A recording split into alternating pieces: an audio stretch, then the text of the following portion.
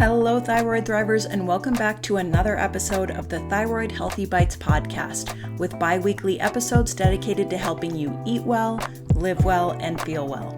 I'm Jenny Mahar, a functional medicine health coach, cordon bleu chef, and your thyroid health and cooking coach. So if you're ready to get inspired, informed, and empowered with thyroid-friendly food and lifestyle topics, expert interviews, and tales from the healing journey, you're in the right place, friend. Let's dig in. Hello, friends, and welcome back to the show. I'm Jenny Mahar, your thyroid health and cooking coach, and today we're diving into a topic that I find often sparks a lot of confusion: healthy fats.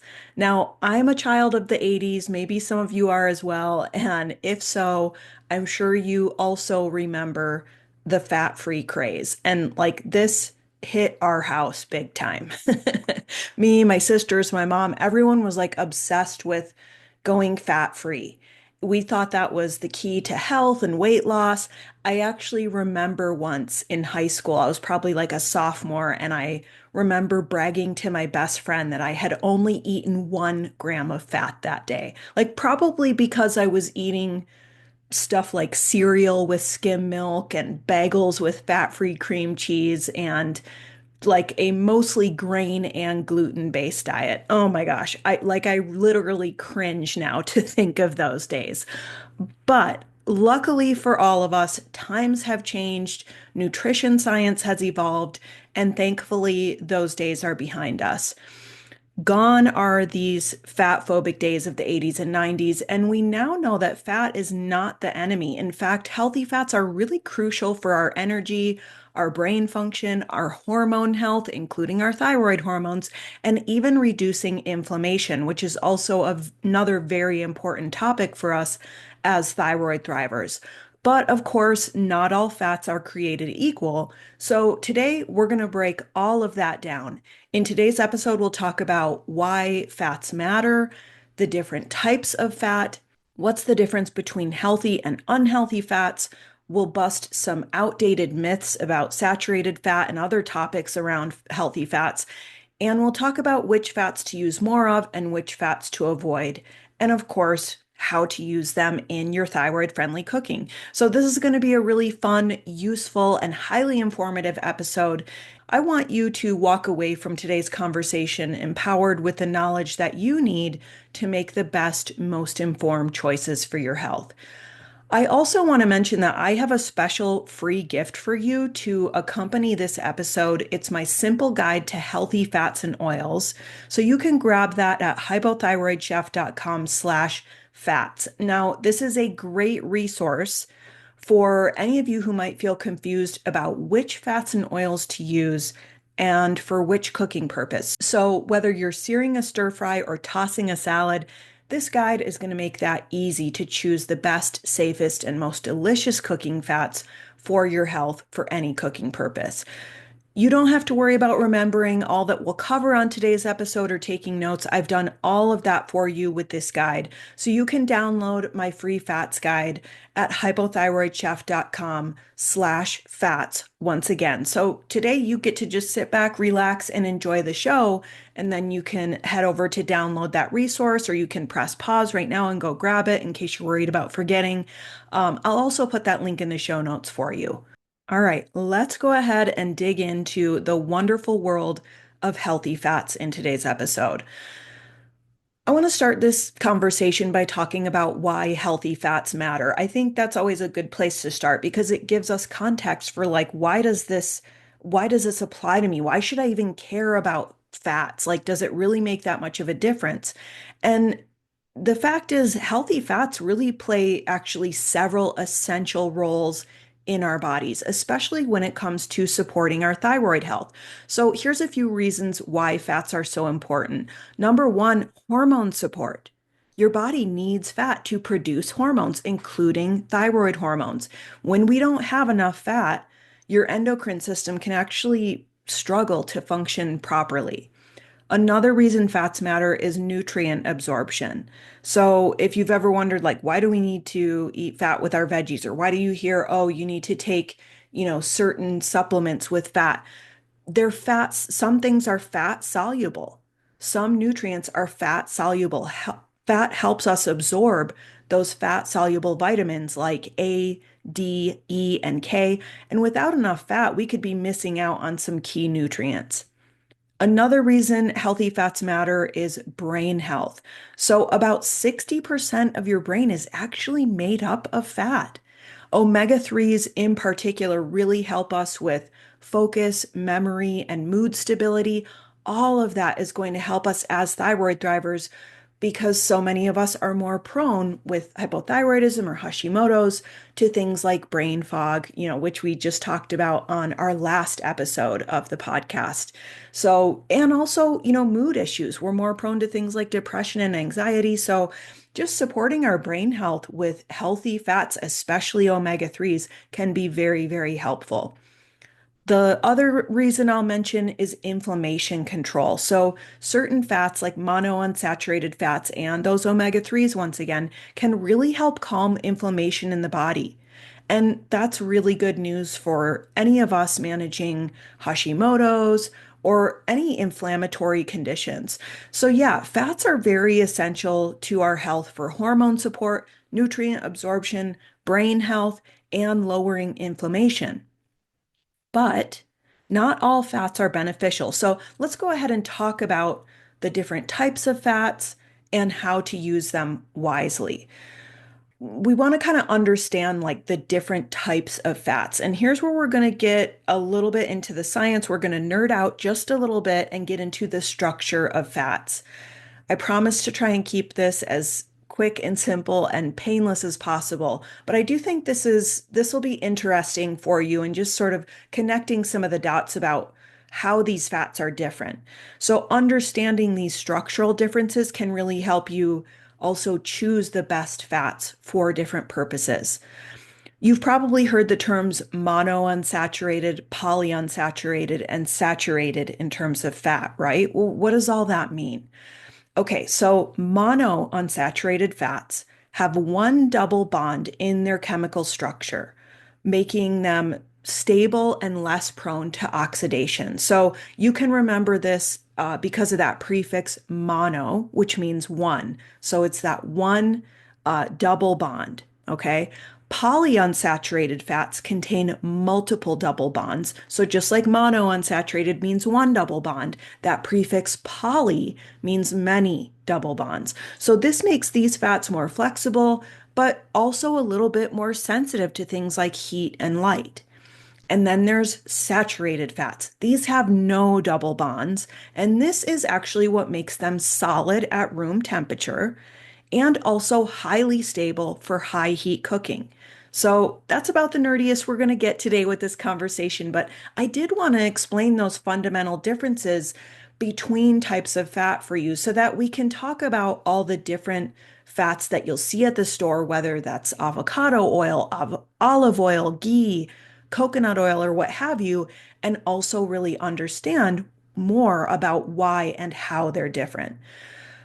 Maybe at this point, you're also wondering, like, wait, which of these is the healthy kind of fat again? And here's the thing, monounsaturated, polyunsaturated, saturated, each type of fat has different benefits. And when they're used correctly, they can all be part of a balanced diet.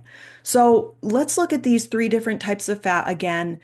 And this time we're going to put a new lens on it in looking at what do they look like? What are they called? What do we see at the grocery store? And how do we best utilize each of these in your thyroid-friendly cooking? So we'll start first with those monounsaturated fats. So these are heart healthy and anti-inflammatory. They're stable, meaning they don't oxidize super easily. And that makes them a great choice for cooking. So some common monounsaturated fat sources are olive oil, avocado oil, and macadamia nut oil. All three of those are fats that I always keep in my thyroid friendly pantry and cook with regularly. So, how can we use monounsaturated fats? These oils can be really great for sautéing, for roasting, and for salad dressing. So, they can kind of make great, like, all purpose fats. I personally love drizzling like extra virgin olive oil over greens over roasted veggies. I like using avocado oil for any recipe where something like canola oil is called for. And I do want to pause here and talk about canola oil since it just came up. Right off the bat, I'll tell you no, I don't recommend canola oil as a thyroid-friendly cooking fat. We'll talk a little bit more about this later in the show about just like which fats, the basics of which fats to avoid. But while we're here, I do want to do a little myth busting. And I want to talk about canola oil, and then I do want to bust another myth about olive oil. So come with me on this little tangent because I think you'll find this really interesting. Canola oil, I want to talk about this because it's one of the most widely used cooking oils. You see it in so many recipes, you see it on so many ingredient labels, but is it thyroid friendly? There are some things that we hear in favor of canola oil, like it's low in saturated fat, it contains some omega-3s, which are beneficial for reducing inflammation. However, here's the thing we have to understand about canola oil. Most of it, the vast majority of canola oil that we see at, your typical grocery store is highly refined. And highly refined, what that means is that it's processed with heat and chemicals. That processing can sometimes actually involve toxic chemicals like hexane. They use bleaches that are meant to purify these oils and make them look nice on the shelf or make them more shelf stable. But those toxic chemicals also, A, they're adding toxins. B, they're often also stripping away the positive nutrients. Also, industrially refined oils often use high heat, like this can be used in the extraction process, for example. And that high heat can lead to oxidation. Okay, what does that mean? Oxidation is this process that creates free radicals, and free radicals contribute to aging and disease. And all of this can also contribute to inflammation. So, free radicals are not good. Oxidation is kind of like where that process often starts. And inflammation is something that we want to avoid. Inflammation is the opposite of what we want from our food and lifestyle choices as thyroid thrivers. I mean, really, if I have to boil down the essence of thyroid friendly food and lifestyle into one word, it is anti-inflammatory. Okay, so we don't want to be eating inflammatory fats. Another thing about canola oil is that it can be high in omega-6 fatty acids. Now, omega-6s can be healthy. They're part of, like the big picture of all the different types of fats that our body needs. Omega-6s are in there, sure. But the thing is, we want more omega-3s than omega-6s in our diet because when we have too many omega-6s, especially in relation to those omega-3s, it leads to, once again, inflammation.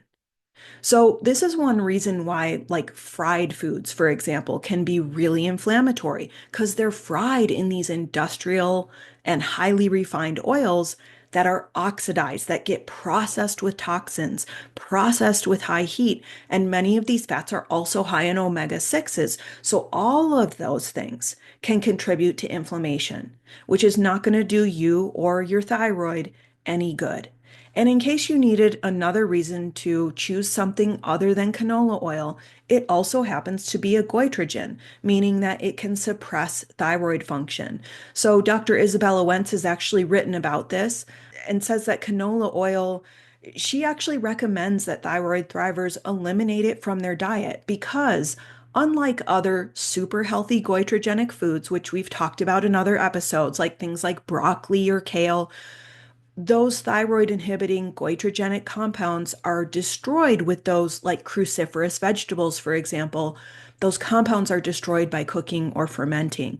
But canola is unique, like soy. Canola and soy are two foods where those goitrogenic compounds are not destroyed by heat. And the other point that Dr. Wentz raises about canola is that most canola oils are going to come from genetically modified crops or GMOs, which, there's a whole other story there where GMOs are really created in order to be able to tolerate more industrial farming chemicals, including glyphosate. which is not good for our gut health. It can be very inflammatory. So she recommends avoiding canola oil. Now, not all canola oil is equal, and we do have to know how to read labels here. So if you are going to the store, maybe you're at the health food store, for example, and you're seeing canola oil on the shelf, there is a difference between like what you might see at like your mainstream store versus what you might see at your health food store. And you might notice words on those labels like cold pressed or expeller pressed, which means that less heat and toxins were used in the processing. There might be some brands of canola oil that are less bad than others. But my opinion on this is just why use canola oil when there are so many other better health promoting choices out there, like avocado oil or extra virgin olive oil? So now that we've covered canola oil, let's talk about olive oil, because I know some of you heard me say, why use canola oil when you can cook with olive oil instead? And thought, wait a minute, Ginny, you can't cook with olive oil. That's bad for you. Well, guess what? I have good news for you, and we're going to bust another myth. This is actually one of the biggest, most common, most pervasive fat myths out there, and one I hear all the time. You can't cook with olive oil because it has a low smoke point and turns toxic when heated. And we talked about that, like oxidation that can happen when oils are heated, when they're overheated beyond their limits. But here's the truth about olive oil, it's different.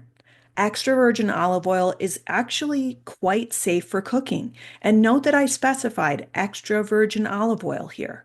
We're not talking about light olive oil or just like quote unquote plain olive oil that you might see on the shelves of your mainstream supermarket. We're talking about extra virgin olive oil.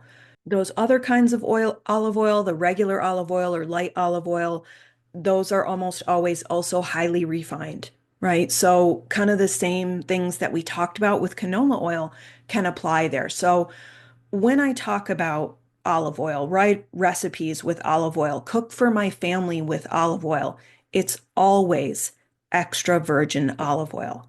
So let's break this whole olive oil myth down. We'll do it in three parts. So, first, let's talk about this myth that extra virgin olive oil has a low smoke point. A lot of people believe that olive oil is like this super delicate oil with a very low smoke point, too low for cooking. First of all, the smoke point of olive oil is actually around 375 to 410 degrees Fahrenheit, which isn't all that low relative to a lot of other oils that have much lower smoke points.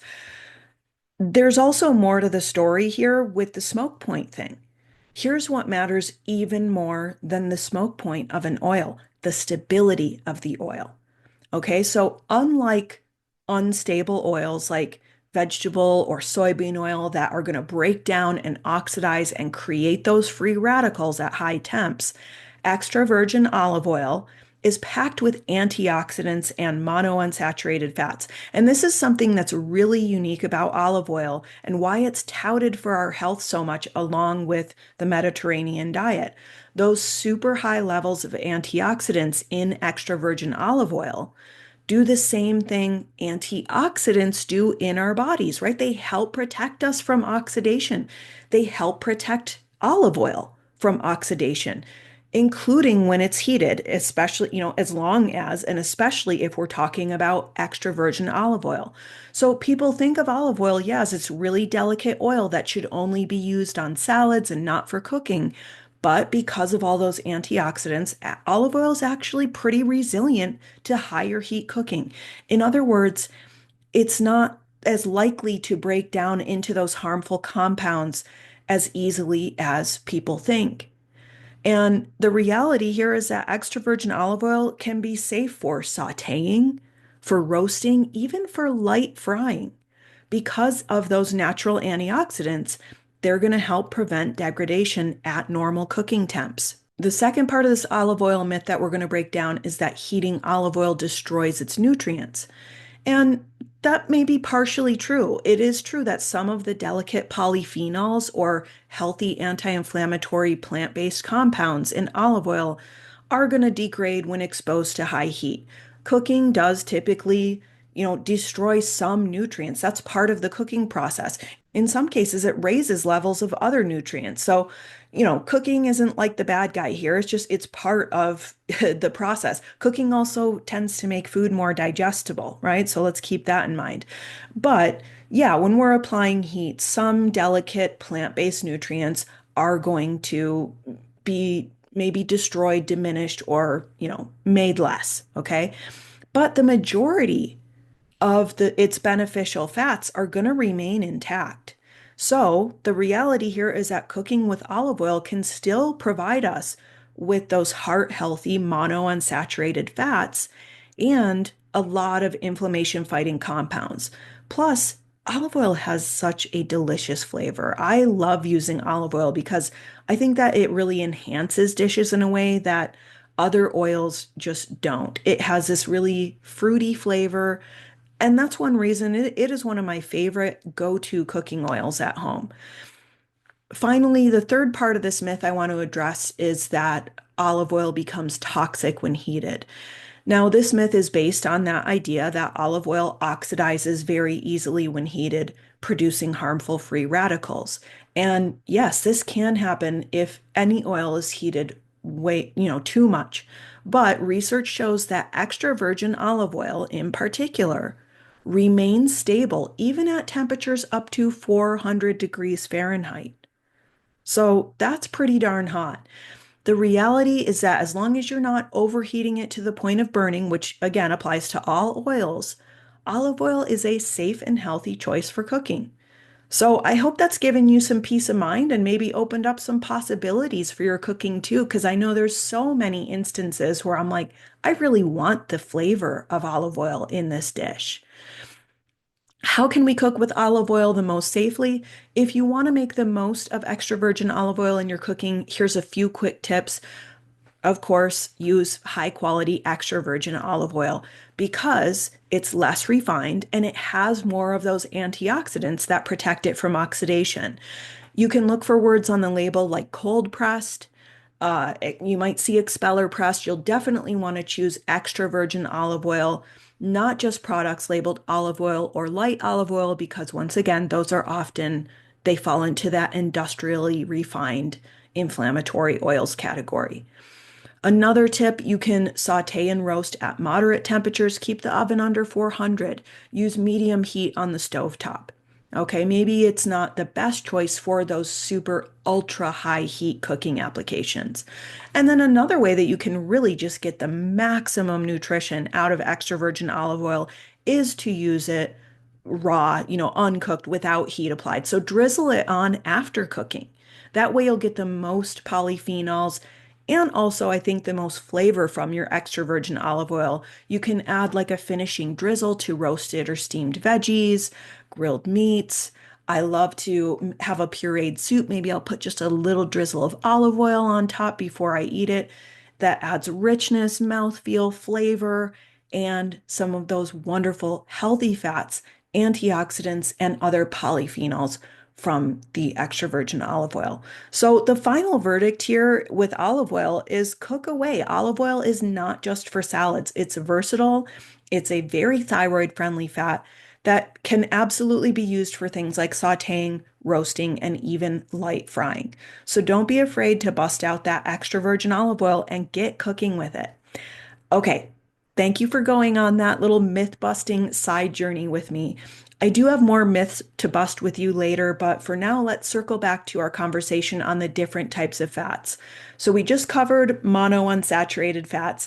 Next, let's talk about those polyunsaturated fats, or the ones, again, with multiple double bonds. So here we're talking about omega-3 and omega-6 fats. These fats are essential, meaning that we have to get them from food. Omega-3s in particular are incredibly important polyunsaturated fats for reducing inflammation and supporting our brain and heart health.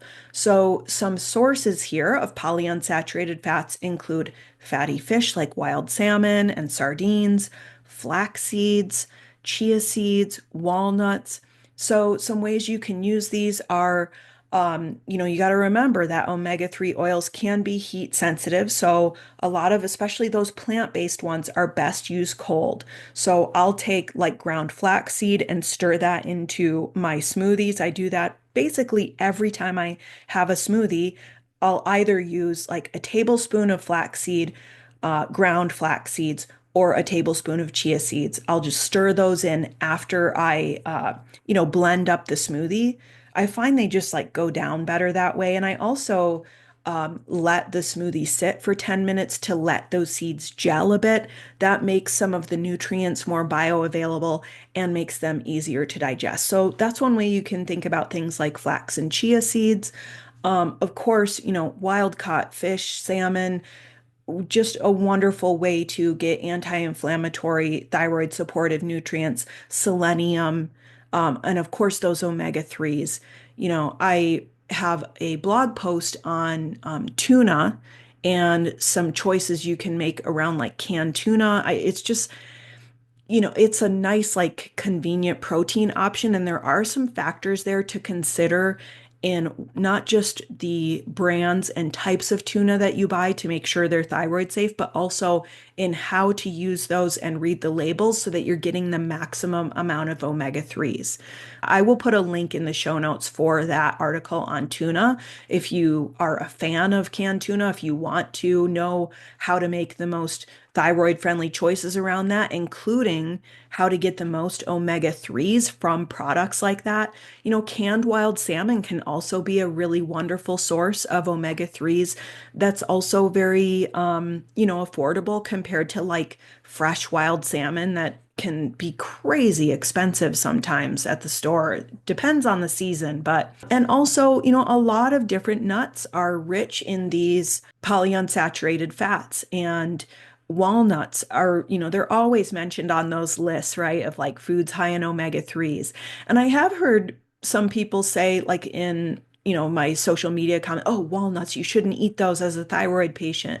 And this comes from the fact that there are some foods that can interfere with our thyroid hormone medication absorption if we take them too close together. So, like a lot of us have heard, don't do like foods or supplements that are high in calcium or iron within, like, ideally wait like 4 hours after taking your thyroid medication.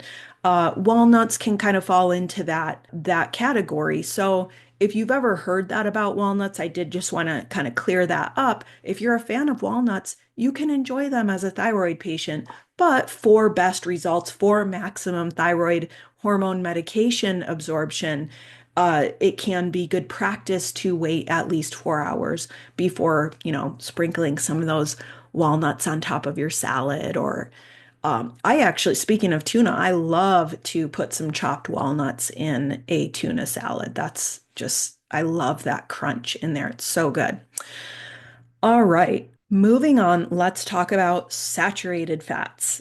I know there's a lot of questions around this one and a lot of confusion and a lot of just old science. And for years, this was really drilled into us that saturated fats were bad. They got a bad rap.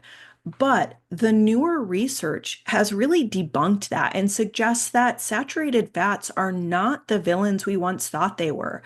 And one of the really special and unique things about saturated fats is that they're incredibly stable for high heat cooking and they give us some quick energy. So, sources of saturated fats include coconut oil, like especially one of the best choices here is organic unrefined coconut oil, grass finished ghee, butter if you can tolerate dairy, and also, of course, animal fats. So things like tallow, lard, schmaltz, which is like rendered chicken fat. So, how do we use saturated fats? Saturated fats can be ideal, I find, for those high heat applications like roasting, baking, and stir frying. I love using grass-fed ghee, for example, for cooking eggs because ghee adds that really nice buttery flavor. It's actually like essentially what ghee is clarified butter. It's been cooked down and all the milk solids and whey have been removed from it. So it's really just the butter fat. It doesn't include the milk parts of that butter product like a traditional stick of butter would. So for people who can sometimes be sensitive to dairy, many of them find that they can actually tolerate ghee. It's one of those where it's like kind of considered a dairy product, but it's also not considered a dairy product because it's got so many of those dairy proteins and sugars removed, the lactose, the casein, the things that those of us who are sensitive to dairy are often reacting to. A lot of that is not in ghee. So ghee can be a really wonderful option if you are sensitive to dairy. There are those cooking applications where it's like, I need that buttery flavor here. That's gonna really enhance this dish or this baked good or whatever it is. Ghee can be wonderful for that because it has a really wonderful buttery richness, but without the dairy. Now, that's not to say everyone who's super sensitive to dairy can do ghee. It really depends on the individual, but I did want to explain that about ghee. Coconut oil is another favorite that, again, organic, unrefined coconut oil. I love to use that in things like stir fries or curries. I know that I can crank up the heat, get some color on the beef or the chicken or whatever I'm searing or the veggies I'm searing. And it also adds a delicious, subtle flavor. In some cases, that might not be what you want. Coconut oil, it does add a flavor that might be a little bit weird in something like, I don't know, a spaghetti sauce, for example. But when I'm doing something like a Thai curry or a stir fry, I find oftentimes it really enhances the flavor. So those saturated fats are some of my favorites for cooking. I do want to, just kind of point out an important note here that while saturated fats can be part of a healthy diet, I believe that balance is key here, based on what I've read. And again, I'm coming at this as a health coach, not as a doctor, not as a nutritionist. I'm coming at it also as a thyroid patient and working one-on-one with coaching clients and in my Thrivers Club community. A lot of us are dealing with things like high cholesterol. It does raise a little bit of concern, I'd say, for me, where in some autoimmune or AIP circles, for example, there can be some messaging that's very pro-saturated fat that can come across like saturated fat is the number one choice. It's the only choice. It's the only thing you should use. I don't agree with that. My personal opinion, for what it's worth as a health coach, is that going hog wild on saturated fats might not be the best thing for our health in the long run, especially when there's so many other types of fats out there that are going to offer us different health benefits. I really feel and see and experience and believe through that experience and through, my research and scientific understanding that dietary diversity is one of the best things we can do for our health because it's like a nutritional insurance policy. It's going to help us make sure that we get all the different nutrients and types of fats that our bodies need. I'll also share a personal story here where remember back when coconut oil was like, oh my God, it was like coconut oil can heal everything. Add coconut oil to everything. Put it on your body, put it in your coffee, cook with it, like drink it.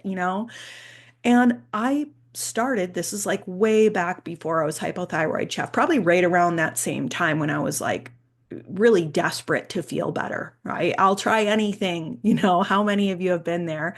And I was like, okay, I'm gonna start adding some coconut oil to my morning tea. And my cholesterol ended up going up. Now, we'll get into this cholesterol thing, but and of course, there's also a bio-individual component here. I think I really see, experience, feel, and read in the research. Again, some of us are different with the way we process fats. Some of us seem to do really well with like a super high protein, high fat diet. Some of us don't. I tend to be one of those people. I don't need quite as much fat.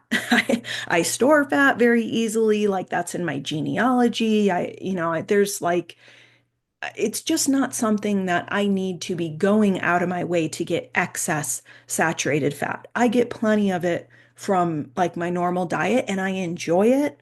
I occasionally will cook with it, like Say I've made some homemade breakfast sausage and it's rendered some fat, and then I want to take that and caramelize some sweet potatoes and onions and peppers and greens and make up like a breakfast hash. I think that can be wonderful. Once in a while, I'll do that and I don't worry about it.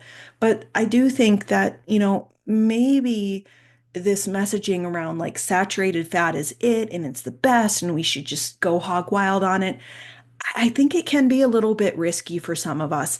And I saw on my lab work that it made my cholesterol go up. And I shifted that. I stopped doing it and I got my cholesterol back down. Just some food for thought there. But let's get back to the good stuff here, the healthy part of saturated fats, because you might be surprised to hear that saturated fats can even be part of a healthy diet. So I want to shed some light on this. This is another one of those areas where nutrition science has really changed and really evolved. So let's set the record straight and debunk some of those old school myths around saturated fat. Now, for years, again, saturated fat was widely believed to be a leading cause of heart disease. But the newer research on this has really challenged this view, and it has shown us that the relationship between saturated fat and heart health is more complex than we once thought. The biggest one here is that there's no direct link to heart disease. There's been several large scale studies and meta-analyses. So meta-analyses are where they take like the whole body of evidence and they look at the whole thing. And what they've shown is that saturated fat alone does not directly cause heart disease. Instead, it appears that the effect of saturated fat on heart health really depends on the overall quality of the diet. So, when saturated fat is consumed as part of a balanced whole food diet with plenty of colorful plant foods and fiber and all that good stuff, saturated fats don't increase our risk of heart disease in the same way as they do with a diet that's high in highly processed foods. So there is some nuance there, okay? Also, the other thing we've learned about saturated fat is the role of inflammation. And the current research points to chronic inflammation, not dietary fat, as a primary driver of heart disease.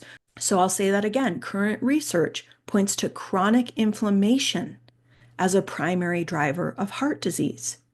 So diets high in things like sugar, ultra processed foods, refined carbs, trans fats, these are now known to be more significant contributors to inflammation and heart disease risk. Saturated fat that comes from whole food sources, like we're talking about things like your dairy, your eggs, your grass finished ghee, your grass finished beef, your pasture raised poultry, these do not appear to have the same inflammatory effect. Another important point from the research around this is the balanced diet approach. So, when eaten in moderation and within a balanced diet that includes plenty of fiber, antioxidants, and healthy fats like those monounsaturated and omega 3s, saturated fats can be part of a heart healthy lifestyle. In fact, foods with saturated fat like coconut oil and grass finished ghee also provide other beneficial nutrients that can support metabolic health and energy. So that's kind of where I'm coming from, like my understanding, what I've learned from the experts I trust and gleaned from, what I've learned from the science that I have dove into and, that I enjoy looking at is just that things have changed here and saturated fat isn't the bad guy we once thought it was. We're no longer putting saturated fat in the bad pile and we're seeing it as part of a heart healthy lifestyle. And also, I do, in this research, see it kind of underscored over and over. When eaten in moderation and within a balanced diet that includes plenty of fiber, antioxidants, and other healthy fats. I just want to underscore that again, kind of circling back to this is why I don't necessarily share the sentiment of some paleo and AIP experts or some, communities where they're really like pointing to saturated fat as the best choice and it should be your primary source of fat and so on. The overall takeaway here about saturated fat is that we have an updated understanding. And I think this updated understanding really highlights the importance of looking at our overall diet quality rather than isolating individual nutrients. So, when we have that dietary diversity, when we're eating a nutrient dense whole food diet that's got lots of different, things in it that has balance, right? Saturated fats don't pose the same risks as we once believed they did, and they can contribute to a balanced approach to health and wellness. So, just like we don't need to vilify fat anymore, we also don't need to vilify saturated fat. It's not the bad guy we once thought it was. That actually reminds me of this other meme. Two avocados, they're walking down the street talking to each other, and one of them's crying, and the other one says, "But you're the good kind of fat." Avocados aren't the only good kind of fat, and some saturated fat can be a very valuable part of a thyroid-friendly and just overall like wellness-oriented diet. Personally, I don't go out of my way to eat more saturated fats, but what it means for me is that I don't worry about the saturated fat that I'm getting from things like a grass-finished steak or burger or when we make a roasted chicken dinner. I enjoy some of that crispy skin. It's super rich in collagen and other, wonderful nutrients. And yeah, it's got some saturated fat in it. Those meals, it's like I'm getting plenty of saturated fat. I don't necessarily need to be like cooking with lard, for example, nor do I need to be enjoying those things with fear. So I know that I'm getting my nutritional basis covered with lots of different types of healthy fats in my diet, including some saturated fat and plenty of unsaturated fats. All right, let's talk about fats to avoid. We've covered the different types of fats, the best choices in all those different types of fats. And while healthy fats are great, there are some fats that do more harm than good. So we do need to talk about that today too. Let's talk about unhealthy fats. And don't worry, this isn't a super long list, but there are some like basic guidelines you can think about here and that I think will also help you when you're shopping. So here's what we want to limit or avoid. Number one, trans fats. This is like very agreed upon in the literature, okay? We want to avoid trans fats. These can be found in fried foods, they're found in some ultra processed foods, they're found in margarine, a lot of different processed snacks and things, and these really increase inflammation and raise bad cholesterol. They are not supportive to our health. Another thing we want to limit or avoid, and notice I say limit or avoid, like I'm going to have French fries once in a while. You probably are too. I'm not going to stress out about it. But in general, for the most part, we want to avoid those highly processed vegetable oils. Things like soybean oil, corn oil, it'll say vegetable oil. It's often a blend of things like soybean and canola and corn oil and other things. These are often just, they're highly processed. They have those industrial processing chemicals. They've got high heat applied. They can be high in omega-6 fats, which can contribute to inflammation. And I know there's some experts out there that are like debunking this and they're calling out food fear and all of that stuff. And it's like, okay, but this stuff is also true. We know this stuff to be nutritionally true. Why would I choose a fat that's been processed with hexane, which is a known neurotoxin that's commonly used in the processing of industrial oils? Why would I choose that when there are so many other more healthy choices I can make? And I know you're here and you're listening to this show because you want to get the information that you need so you can make the best choices for your health. So that's what I have to say about highly processed vegetable oils. Why do it? I think they're best to limit or avoid. One thing's for sure, and that's that I'm sure as heck not going to bring these oils home and be using them in my cooking if I can avoid it, if I know there are other healthy choices. Last thing we want to avoid with fats are rancid or overheated oils. So, yeah, a lot of oils are shelf stable. I think the less highly processed they are, sometimes they can be a little bit less shelf stable because they don't have some of those chemical processes and stabilizers and things applied to them, oils can become rancid. And the easiest way to tell if an oil is rancid is to smell it. You want to give it the sniff test. It should smell good. It should smell like nothing, or it should smell yummy, or it should smell like food you'd want to eat. If it smells kind of stale, like different pantry staples will get this too, different like grains and things if they or nuts. Maybe you've had like that bag of walnuts in the back of your pantry and you find it like a year later and you can give it a sniff and know right away those are off, they're done. You want to toss those because those are going to be inflammatory. Okay, those even those healthy oils like the walnut oil or the walnuts themselves, even those very healthy fats can become harmful if they're rancid or if they're stored improperly. Some maybe they've been like sitting in a hot place. That's going to speed up how quickly they go rancid. Or also, the other thing we want to avoid are overheated oils, oils that are heated beyond their smoke point. So, for storage, it's a great idea to store those oils in a cool, dark place. That's going to help extend their shelf life.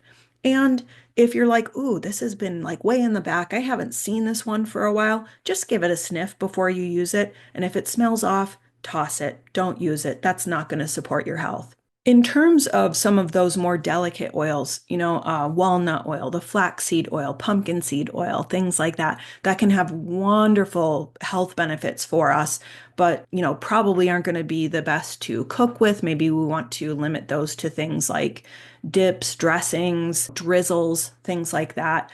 I do go into more detail in that healthy fats and oils guide. So I've included a really just quick and simple infographic in there that outlines like, here's what you want to use for higher heat, moderate heat, and then low or no heat cooking.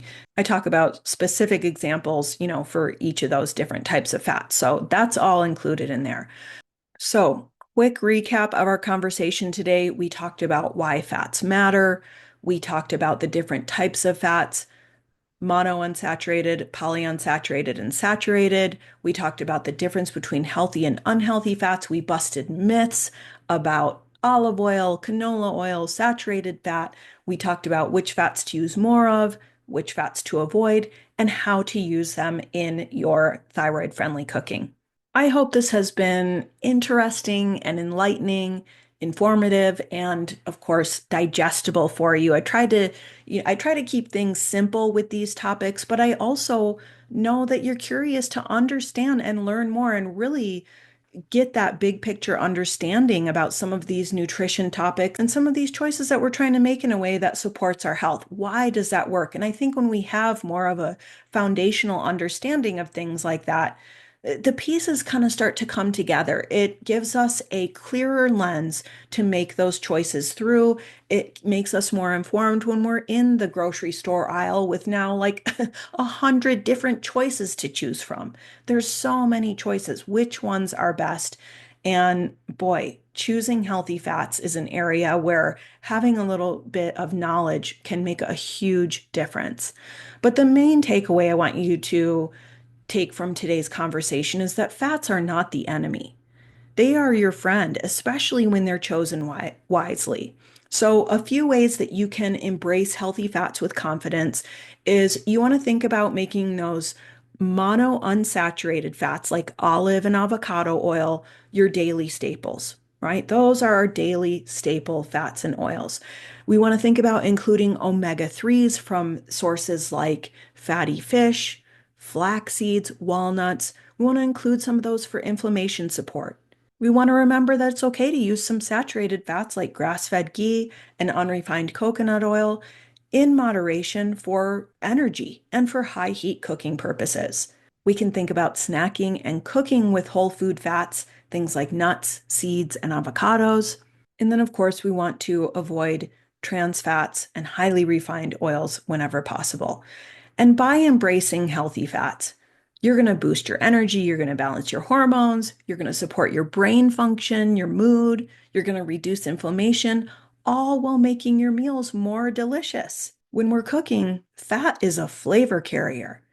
And any good recipe has that balance of it's like the three-legged stool of acid, salt, and fat. So don't be afraid to add a little fat to your cooking. Now you've got so much more information about what those best choices are, and also can think about what kind of flavor do I want to incorporate here? And is this the proper use of this type of fat or cooking oil for this particular application?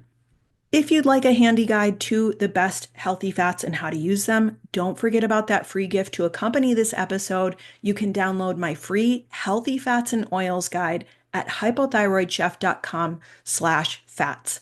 And I'll drop that link in the show notes for you as well. Thanks so much for spending this time with me and tuning into today's episode of the Thyroid Healthy Bites podcast. If you've enjoyed today's show, please don't forget to like, subscribe, or leave a review on your podcast platform of choice. Your support makes this show possible. For more thyroid healthy food and lifestyle inspiration, check out my free library of thyroid-friendly recipes and lifestyle content at hypothyroidchef.com and the Hypothyroid Chef YouTube channel. As we wrap it up, head to the show notes for information and links to everything we talked about today, along with the link to my free thyroid-friendly grocery guide download. I'm Ginny Mahar, your thyroid health and cooking coach, wishing you happy cooking, happy thriving, and the best of health. See you next time.